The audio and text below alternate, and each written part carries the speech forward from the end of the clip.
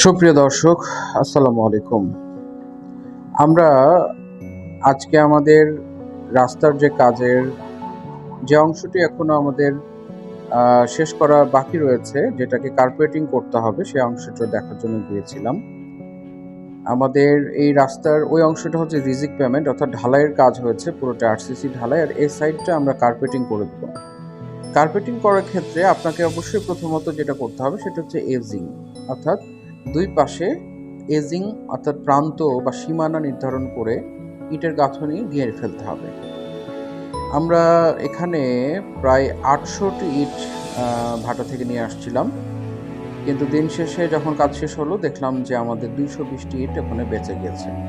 অর্থাৎ আমাদের ইটের প্রয়োজন হয়েছে ৫৮০টি। আর যেই লেবাররা কাজ করছেন তাদেরকে আপনারা দেখতে পাচ্ছেন, তারা অনেক মনোযোগ দিয়ে পরিশ্রম করে মাথার ঘাম পায়ে ফেলে তারা কিন্তু রাস্তাটিকে মেরামত করছেন। এবং এই মানুষগুলোর এই নিরন্তর পরিশ্রমের কারণেই আমরা সড়ক পথে এত আরামে এত সুন্দর করে চলাচল করতে পারি।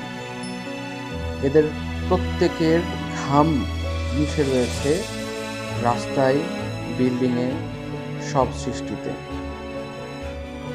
এবং আপনারা দেখছেন যে এই কোদাল দিয়ে সে মাটি সাইড থেকে নিয়ে মাটিগুলো আমরা ফেলে দিচ্ছি, যে সাইডটাতে একটু ঢালু রয়েছে, ফাঁকা রয়েছে এজিংয়ের ওই পাশটাতে, যেন সলিড হয়ে থাকে, শক্ত হয়ে থাকে। এই জন্য আমরা আজকে আপনাদের একটা জিনিস শেয়ার করি, সেটা হচ্ছে যে এই রাস্তার কাজে কয়েকটা ধরনের মিস্ত্রি পাওয়া যায়।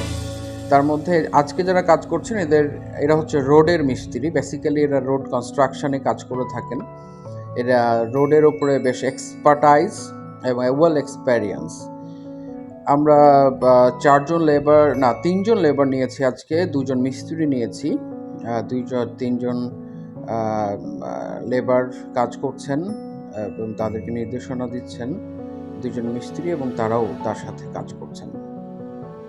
তো যেখানে ছিলাম সেটা হচ্ছে যে একটি রাস্তা নির্মাণে এই যে লেবারদের শ্রম, এই ঘাম, এটার উপরেই কিন্তু আমরা খুব আরামে চলাচল করে থাকি। তো আমরা এই লেবারদের যেন ভালোবাসি, শ্রদ্ধা করি এবং তাদের জন্য সবসময় দোয়া করি। তো আজকে পর্যন্তই। আমাদের রাস্তার পরে প্রাইম করা হবে, কার্পেটিং করা হবে, তখন দেখা হবে। খোদা হাফেজ, আসসালামু আলাইকুম।